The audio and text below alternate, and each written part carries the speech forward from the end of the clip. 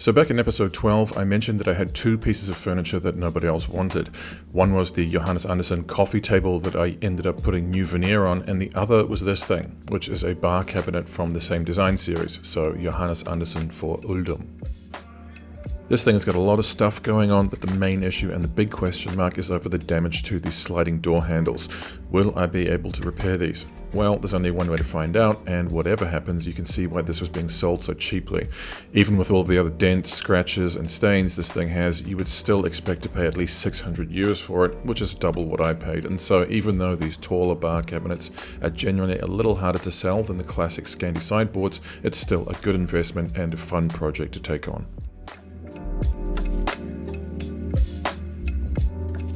It actually ended up sitting around the workshop for a few months because I had other projects to work on and I wasn't sure how I wanted to repair these damaged handles.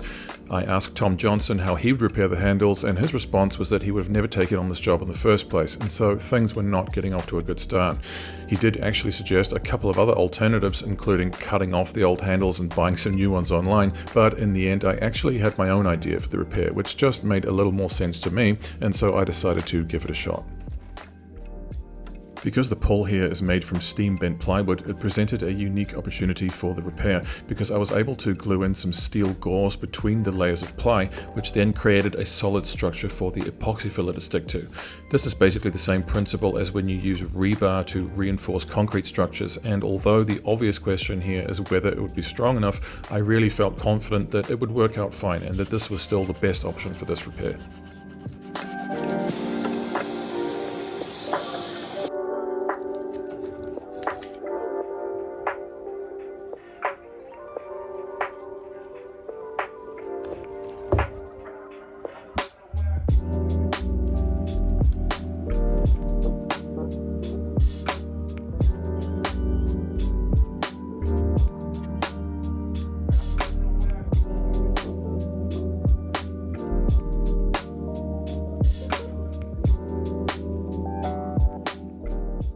As you can see here, I clamped it up in some plastic film to try and force it to dry straight. But of course, it's not going to dry at all if it's not getting any oxygen to it. But I left it on for a little while anyway, and I think it set straight enough.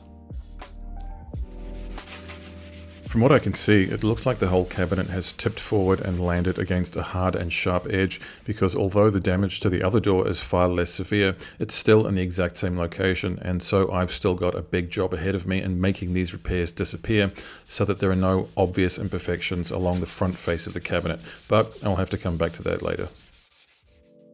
Something interesting that I noticed when I started cleaning off the undercarriage with solvents was that it had a large cast iron rail screwed onto the inside of the front edge. I'm not sure if this was an original design feature or whether it was something that was added on after the fact, but what I can tell you is that all of these large sideboards and bar cabinets end up bending and giving way to gravity over time, and despite this one being the single heaviest piece of furniture I'd ever lifted, it was completely straight and square, and so this iron rail had definitely done its job in stopping it from bending down towards the floor in the middle.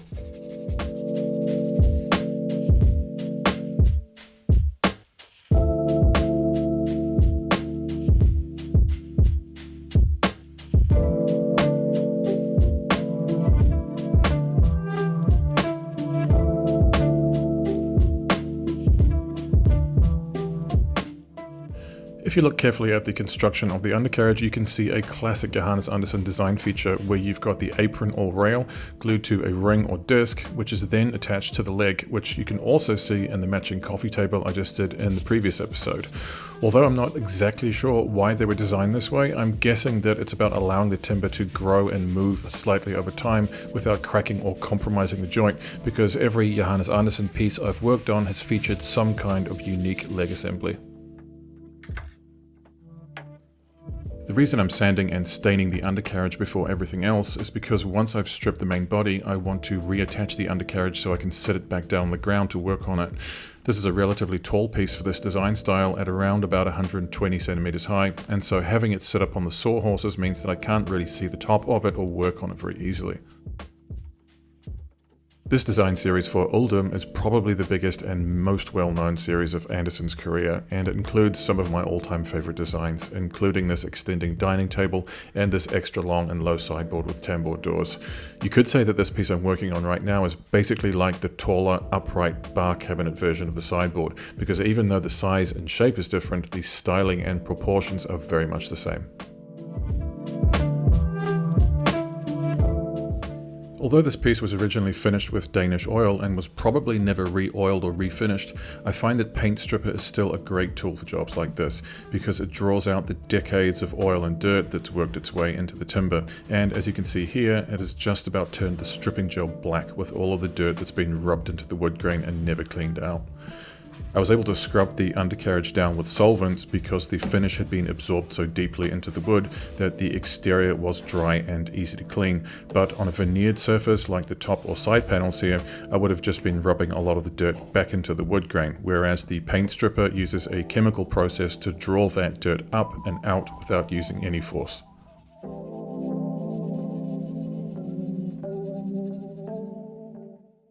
These little fins which curve around the sides of the drawers are another one of my favorite design features on this piece. Very mid-century modern, almost like American muscle car styling, like a Stingray Corvette or something like that.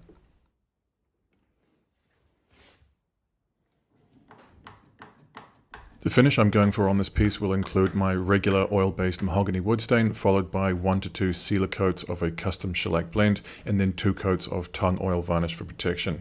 As the undercarriage has already been stained, I'll wipe on 2 coats of shellac before I set it back down on the ground, and then continue sanding the rest of the piece.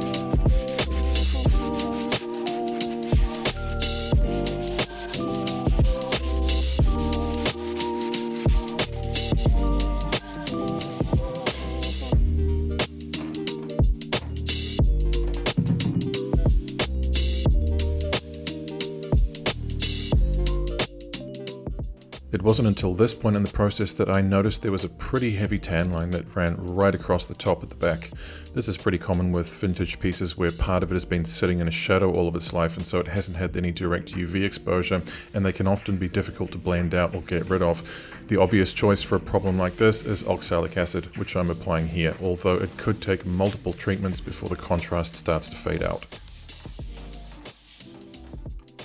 I gave it a total of 3 treatments, including a final treatment across the whole top, and although it had definitely reduced the contrast, the strip at the back was still clearly darker. Even after another round of sanding to remove that top layer, it was still visible, and so the only option I had left was to get creative with the wood stain. I first taped off the dark strip at the back and then applied mahogany gel stain to the rest of the cabinet. I then thinned the stain right down to around about 30 or 40% with mineral spirits to make it lighter, and then used that on the dark strip at the back. This can be a tricky balance to get right, but it worked out pretty well this time, and I was able to blend the sections pretty seamlessly to the point where the whole top was more or less one color.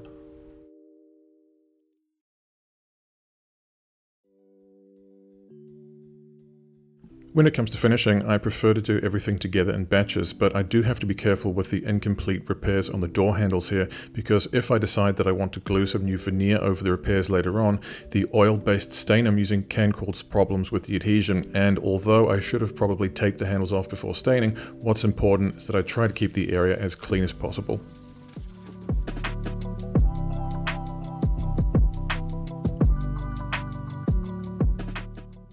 What I'm doing here is moving straight onto the shellac as soon as the stain is dry, basically because I want to get the top coat down as soon as possible. The tung oil varnish can take a while to dry, but if I can get it done first, then I can use that time while it's drying to get other jobs done. And on a big piece like this, which has incurred quite a bit of damage over the years, there is plenty that needs attention. The shellac I'm using here is a custom blend that I mixed especially for this project, which is about 75% raw lemon shellac and about 25% garnet shellac. The lemon shellac gives a very rich amber tone, while the garnet offers more of a smoky red-brown, which I think is going to work really well with the stain on this piece. After I've mixed these two syrups together, I dilute the mix down to about 80% with alcohol and apply 2 thin coats to seal the surface and build the color.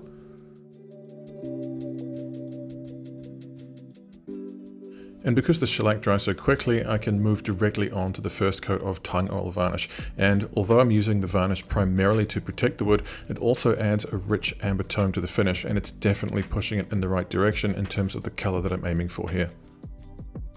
Somebody asked me recently why I have to use both shellac and varnish on so many of my projects when one or the other would be enough. And the answer is that I don't have to, but they each bring unique benefits. Shellac gives you warmth, depth and fullness in the color, but it can scratch relatively easily. The tung oil varnish, on the other hand, doesn't have the same aesthetic qualities, but it is extremely durable and resistant to scratching and scuffing, and it also has quite a natural look to it. So when you use it as a top coat on top of shellac, you're really getting the best of both worlds. But no sooner had the second coat of varnish dried did I realize I'd totally forgotten about this nasty scratch here. I'd previously tried to iron it out, but I didn't have much luck, and because you can't really see it when you're looking down at it, I just didn't notice it when I was applying finish. Rather than try to sand it out through the shellac and the varnish, which would have been theoretically possible, I decided to tape off the edges and strip the whole panel, because I didn't want to risk over sanding it and creating a big glossy patch which would stand out even more.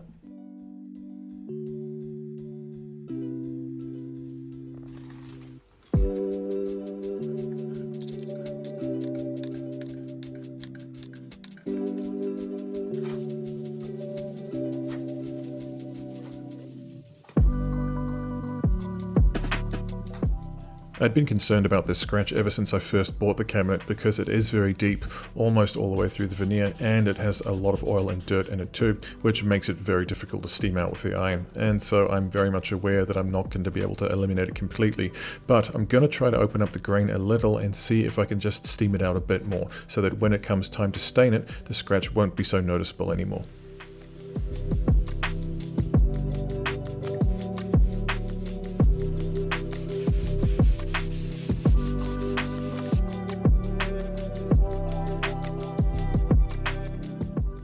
So this will be visible from some angles, but it is on the side, and at a glance it doesn't leap out at you. And sometimes when it comes to blending out scratches and stains, this really is the best we can hope for, because as much as I always do my absolute best to try and make these things disappear, you do sometimes reach a point of diminishing returns where you just have to walk away or risk making things worse.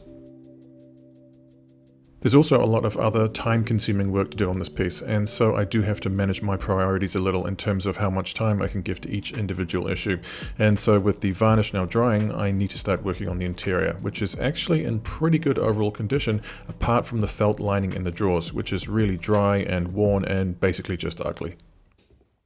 I really like these little internal drawers which you often get with these larger Scandinavian sideboards and bar cabinets. This one even has dovetail joints at all 4 corners, which is rare, but it's details like these which set these designs apart from your run-of-the-mill mid-century sideboard.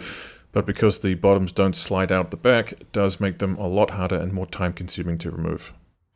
Before I remove them though, I'm going to give them a quick sand with 180, really just to clean them up a little and prepare them for oiling before I install the new felt inlays.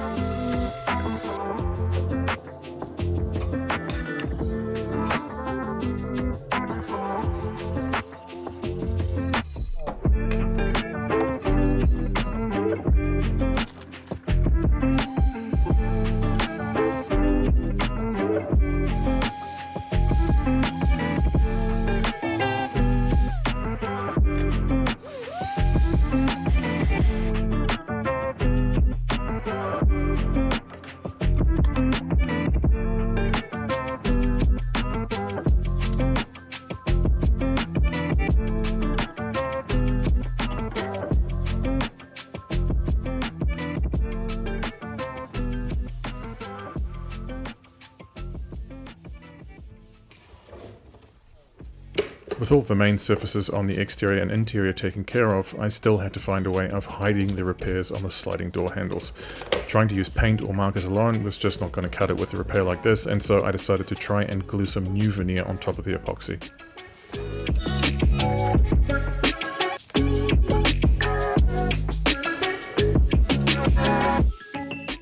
The hard part is making it seamlessly blend into the natural curve of the handle without any obvious ridges or edges or anything like that.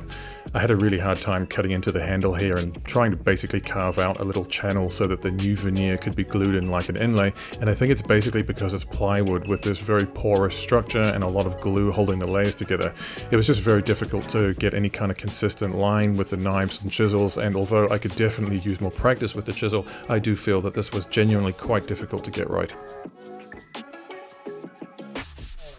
In the end, I just used plenty of instant wood filler to smooth it out and create an even surface for the new veneer, although it was also difficult to press it down evenly over this three-dimensional curve while the glue was drying, and so there was a lot of extra glue and a lot of extra filler to get this thing held down firmly and smoothly, and that's just the way it goes sometimes with jobs like this.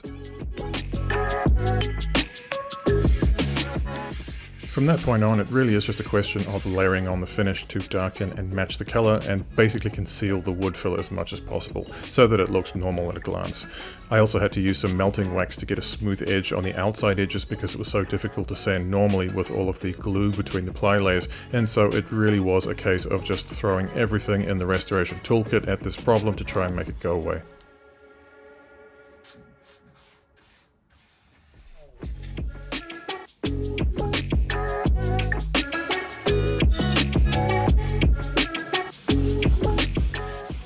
All that remained at this point was to sand and polish everything and then reassemble it, although that can actually be a half day's work on its own, because in order to cut the sheen down on this varnish, you really have to sand it well, and then follow it up with a Scotch-Brite pad to really get that balanced and even surface, which is going to look clean and consistent when you put the wax on. These days I have learned to use a whole arsenal of different sanding tools to make sure that I get right into all the little corners and edges, because these are the areas which end up sticking out later on if you don't sand them smooth before waxing.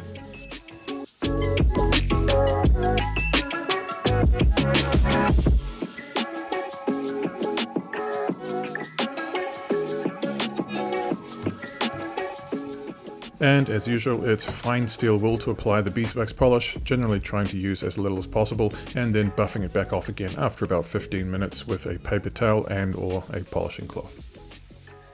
This project has definitely been a balancing act for me in terms of trying to up my game and take on bigger challenges, but also to manage my time and not overinvest myself in things which just don't make sense financially. When I first bought this piece, I had no idea how I was going to fix those broken handles, but what I did have was enough experience under my belt to know that I would find a way to make this piece look good enough to be in somebody's living room. And although the repairs are not perfect, and there are aspects of them that I would definitely do differently next time, I still feel like I've succeeded at my goal.